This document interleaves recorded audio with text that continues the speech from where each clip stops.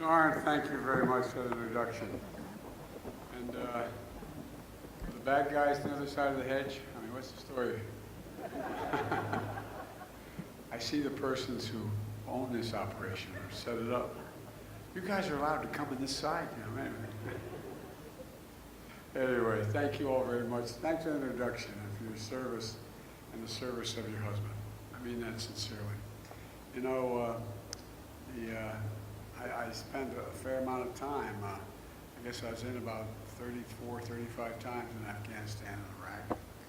And you were at Camp Victory where my son was at camp. His hooch was only about a couple hundred yards from that burn pit. And he came home with stage 4. He went as the healthiest guy in his division, not division, his regiment. And came home with stage 4 glioblastoma. So we owe a lot of folks. You know, a lot of you here are veterans of Iraq and Afghanistan. As I said, I visited both war zones as a senator and vice president a lot, and some godforsaken areas that you were assigned. And I watched you. I observed your incredible courage firsthand, not a joke. That's why you reinforced my belief that veterans are literally the spine, the very sinew of what America is. Not a joke. 1% of you serve and protect the other 99%. We all owe you. You know, I just met a few folks who work with Jill, my wife, First Lady. She started an outfit called Joining Forces when she was the First Lady to make sure that we took care of the military families while the people were deployed. What people don't realize is a whole lot of folks were deployed in those two wars who were in fact not career military. National Guard, we had a significant number of National Guard, almost 1.50% of the fighters in National Guard. And you know, there are a lot of empty dinner tables at night. At least when you're on a base, you're with other people who know what you're going through. Most people had no idea that the National Guard captain or corporal was in fact deployed. And she started this outfit too in the state of Delaware, my wife's, to say, convince people that they should reach out because, you know, the only kid in school who his dad doesn't show up is the kid whose dad's deployed. No one knows it. And so she started a process where she got all the schools, and not only Delaware, but across the country, to begin to say, point out the fact that their mom or dad was deployed. It makes a difference. They're not looking for it, but it makes a difference is knowing people know. Knowing people know. To all the veterans here and your families, and as I said, we owe you. I've said many times before, we have many obligations to the country. We only have one truly sacred obligation, and it's a sacred obligation. It's to prepare those we send to war and care for their families and them when they come home. That's a sacred, we have a lot of obligations, but that's a truly sacred obligation that crosses party lines, crosses ideology, crosses everything. And you know, and that's what today's about. It's good to be here in San Diego County with Mayor Gloria and the County Chair Fletcher, and Congressman Scott Peters is a good friend, a great partner for my administration, especially helping reduce the cost of drugs as well as taking care of vets. Scott, your district is lucky to have you. And I want to thank Congressman Mike Levin. Stand up, Scott. Thank you.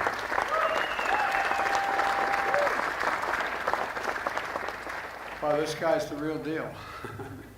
He's the real deal. And I want to ask Congressman Mike Levin, thank him for welcoming me to his district today. Mike, where are you? There you go. Mike.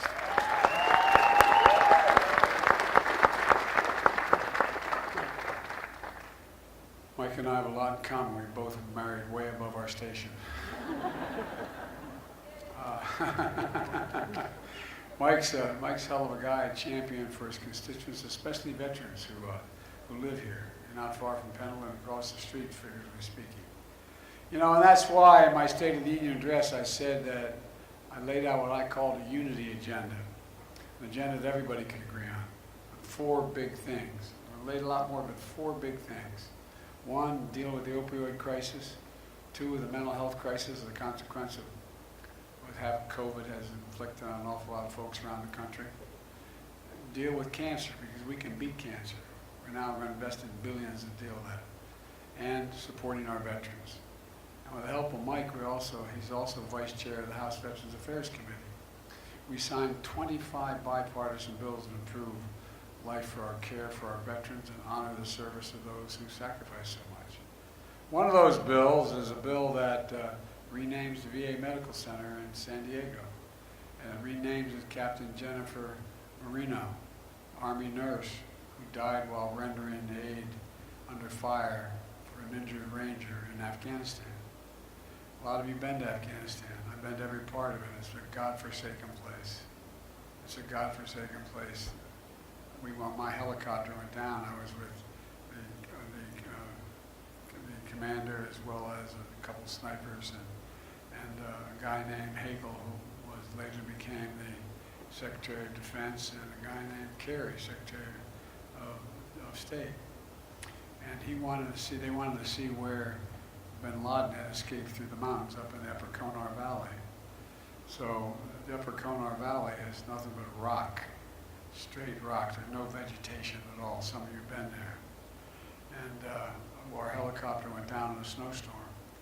We found a place to land that was an old path, and it was lucky that we had such great pilots. And it wasn't more than 10 feet beyond the width of the blades of the helicopter we had. And there's a picture of us standing in front of the back of the helicopter and the wash of the helicopter to stay warm. We could hear F-15s fly over for proof of life. And then we got a photograph later. There was a group, Delta Force, chasing the Taliban 2,000 feet above us, carrying 60-pound packs. And I'm thinking to myself, God almighty, these guys do.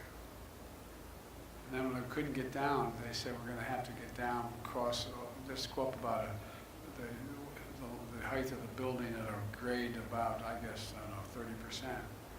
And we're struggling like hell to get up the shale, just to get over top of all of us. We thought we were in pretty good shape. I'm thinking to myself, those guys are a couple of thousand feet above us. Anyway, I just think that we have I don't think I know, we have the finest military in the history of the world. Not a joke, history of the world.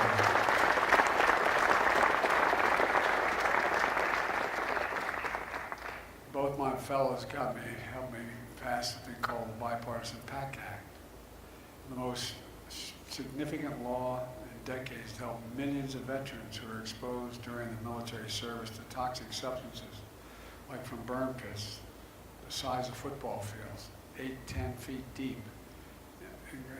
Just an incredible place where they incinerated waste of war, tires, poisonous chemicals, jet fuel, and so much more.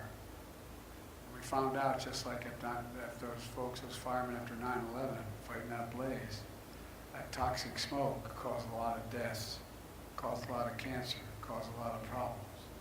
So when they came home, many of the fittest and best trained warriors were not the same. They came home with headaches, numbness, dizziness, cancer. The PACT Act empowers the Department of Veterans Affairs to determine more quickly if a veteran's illness is related to toxic exposure. And for the families or veterans who died of toxic exposure, it means monthly stipends, life insurance, tuition payments for their kids to get to school. It's the least we can do for them. The least we can do for them. Folks,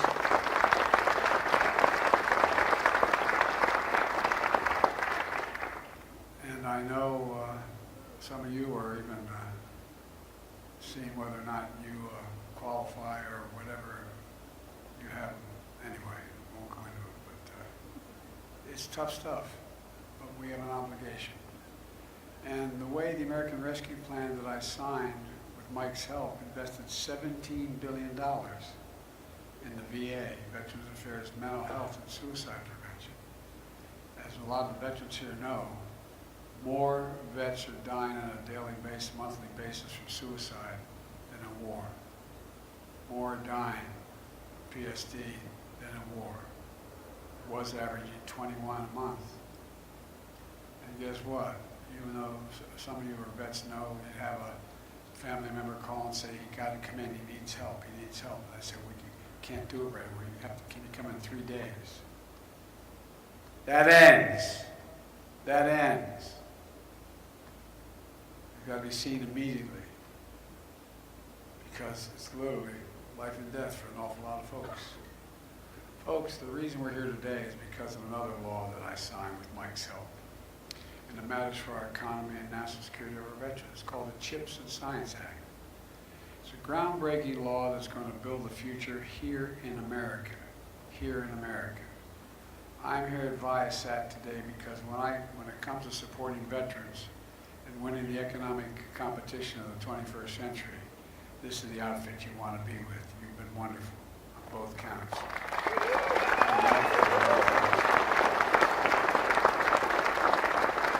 It started in 1986 by three friends, Mark, Steve, and another Mark in a garage. You all do a hell of a lot in garages out here. You know what I mean? That's amazing. I don't know. Everything starts in a garage. That's why I wanted to move to San Diego, buy a garage. But literally, it started. Now it's a multi-billion-dollar company with thousands of employees, and over 700 of those employees are veterans. This company's been really reorganized nationally recognized by the Department of Labor as a leading workforce place for veterans. Look, you're building satellites, communication network, powering everything from high-speed internet for homes and businesses to in-flight movies and commercial airlines and airplanes. The system that tracks cargo in real time, trucks at sea and ports, and you also equip plane I fly in, Air Force One.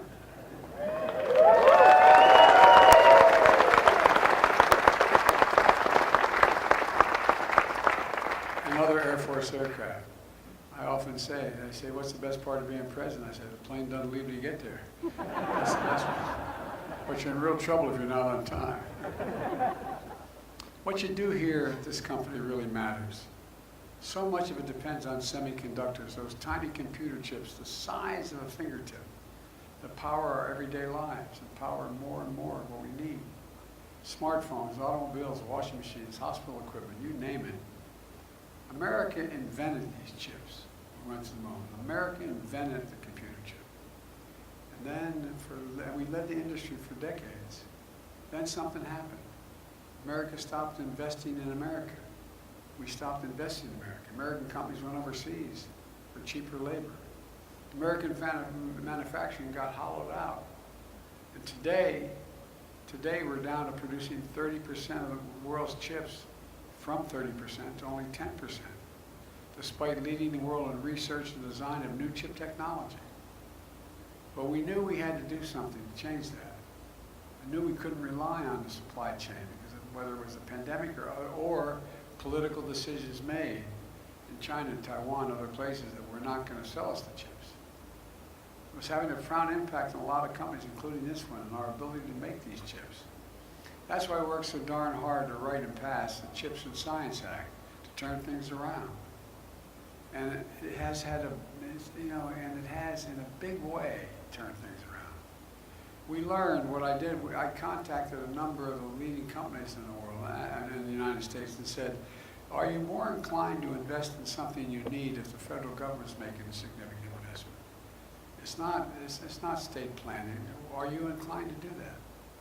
And to a company, they said yes. We learned the companies will follow if the federal government invests in industries that we know we need, and we're prepared to help it.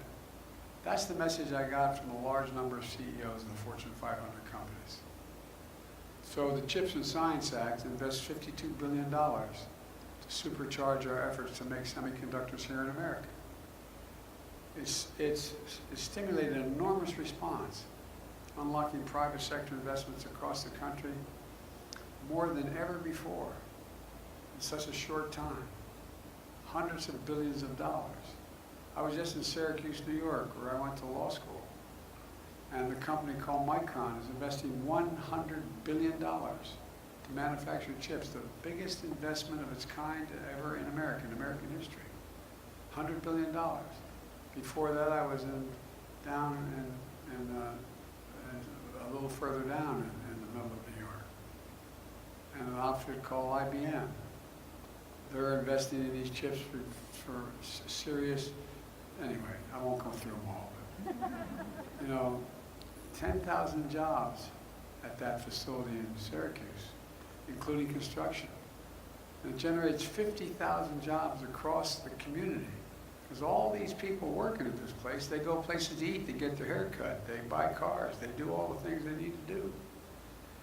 Intel Corporation. Intel, we decided to invest, and I spent time with the CEO down there outside of Columbus, Ohio, making $20 billion investment to start a semiconductor facility on 1,000 acres, what I refer to as a field of dreams, just outside of Columbus. It's going to create thousands of jobs, construction jobs to start with. How many union guys here? Guess what? Everything I do is all union, prevailing wage. Because it generates a lot of activity as well. You go down the line, IBM, SK Corporation, other companies, even foreign companies are investing tens of billions of dollars, making us once again the hub of advanced manufacturing. And where is it written that America can't be the leading country in the world for manufacturing? What the hell happened to us?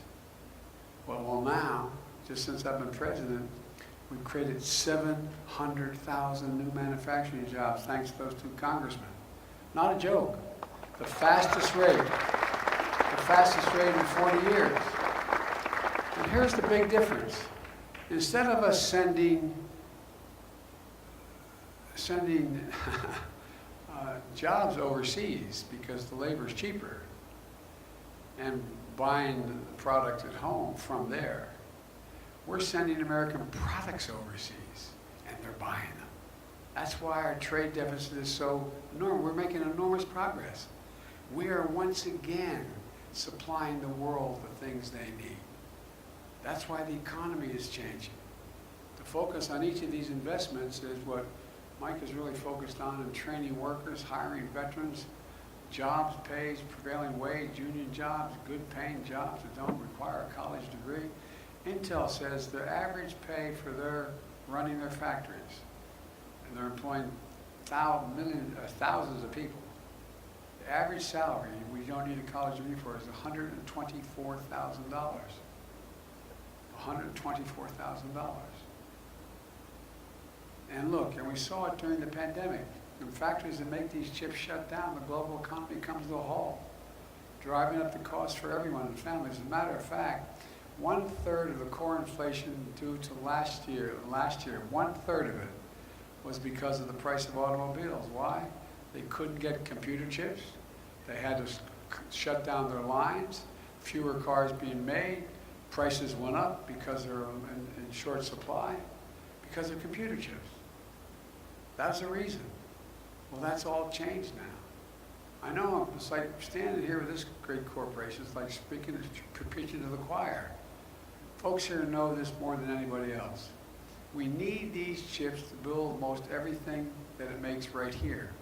Instead of relying on chips made overseas, it could be delayed because of a pandemic or some global disruption. Now they're going to be able to have those chips available on the spot. It's a game changer. Thanks to this law, this company hopes to significantly grow its global business and hire more workers in the next 5 years. And here's another thing. This is also a national security issue.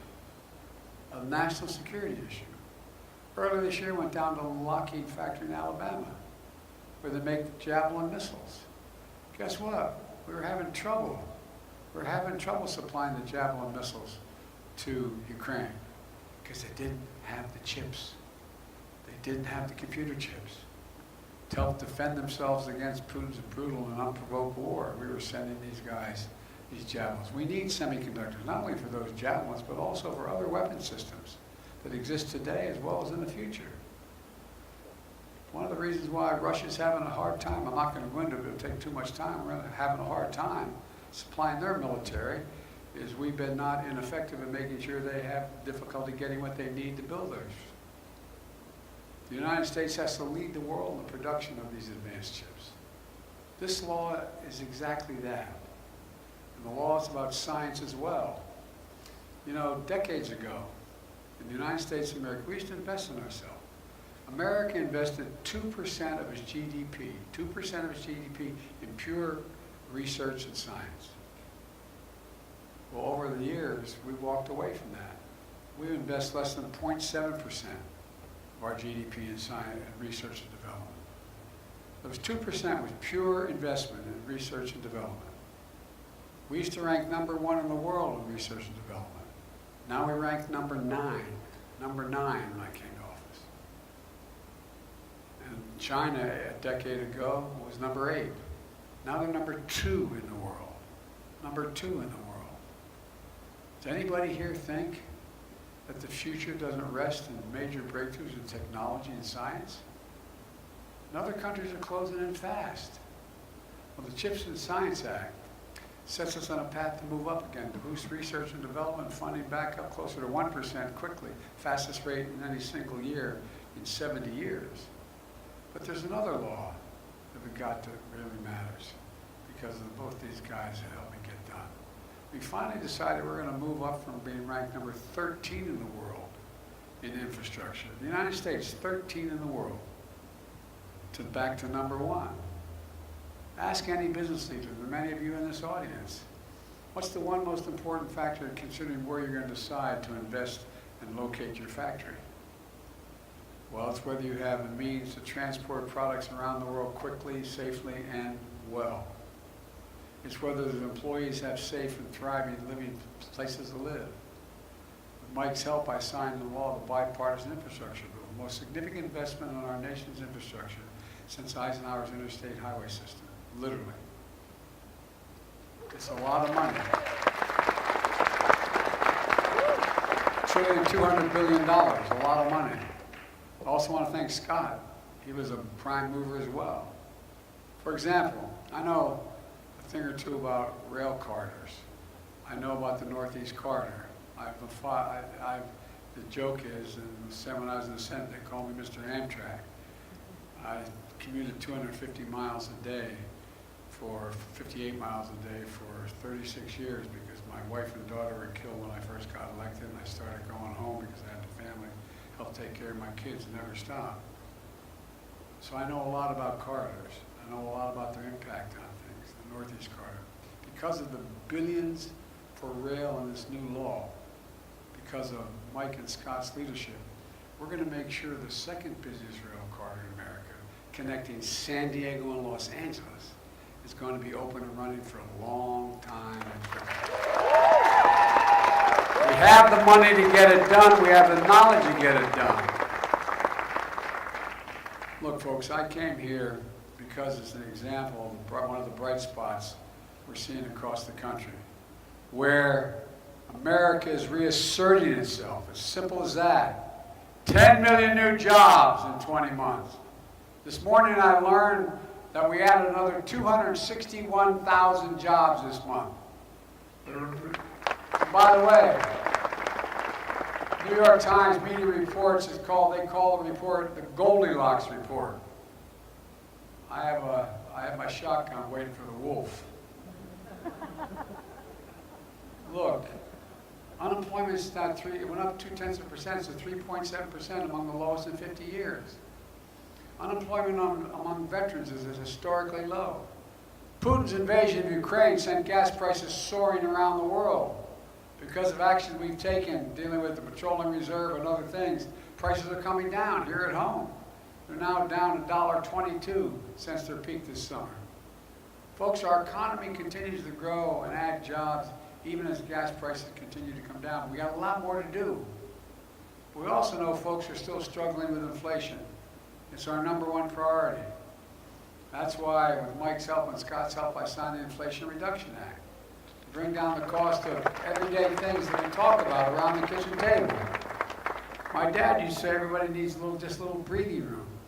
I come from a family like many of you do, a good family, middle-class family. We weren't poor. My dad, we lived in a 3-bedroom split-level home in a development, 4 kids and a grandpa. And thin walls for my grandparents, my parents, but all kidding aside, everything that happened, was at the kitchen table. When the price of gas went up, we talked about it. It was a problem. It was a decision. But it's all, what are the bills people have to pay every month, a lot of people? Well, guess what? Every month, a lot of people have prescription bills they have to pay on a regular basis.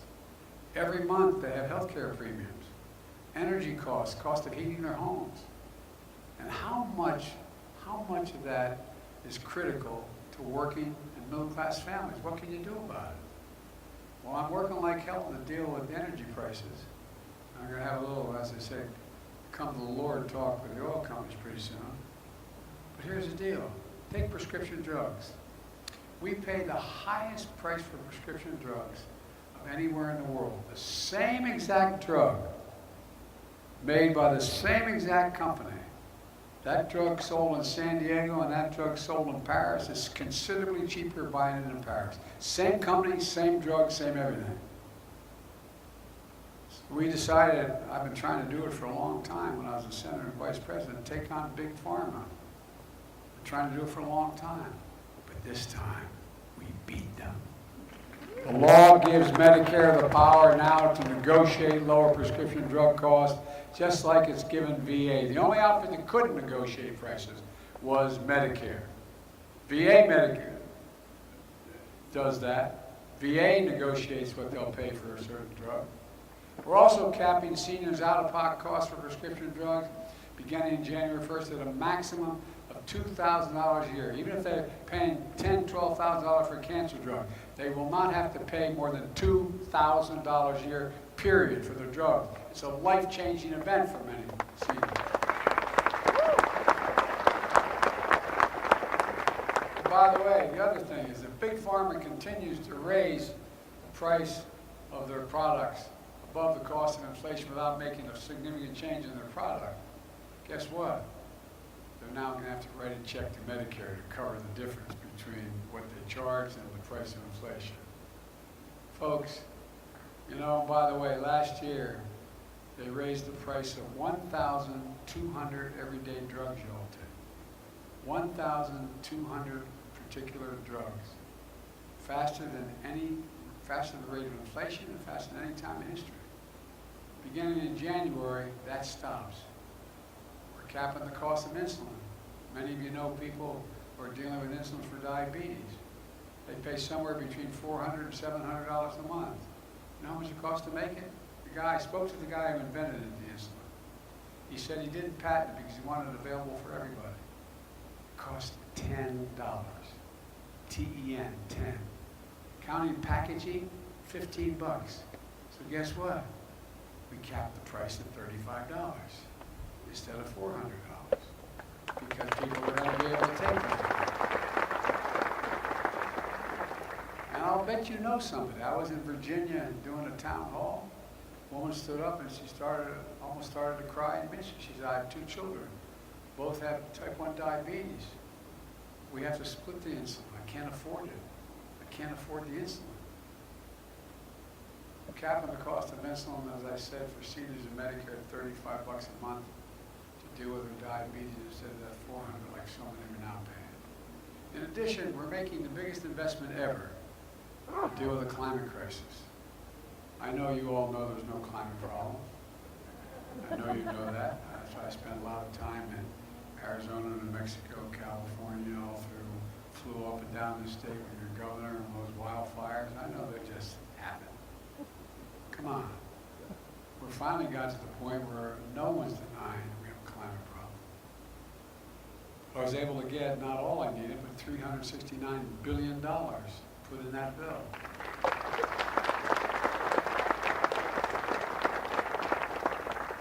We had, I think the guys were with me, the Congress were with me when I invited the CEOs of the auto companies to the White House lawn in the back, behind the White House. And I talked about automobiles, and they talked about electric vehicles. At the time, Amy Barra Chairman Barra of General Motors, was suing the state of California because you had a higher standard for emissions than the rest of the country, and they said they couldn't do that. Well, she left that meeting and she dropped the suit. Called me up and said they're going to go all electric by 2035. Every other company signed up to do the same thing.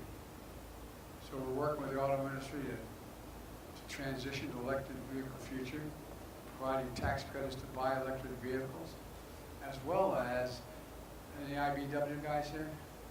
Well, guess what? You guys are going to install 500,000 charging stations around the country. So it's going to be, that's like 500,000 gas stations. Not a joke. 500,000. Because people are going to say, I'm not buying a vehicle because it can only take me X number of miles.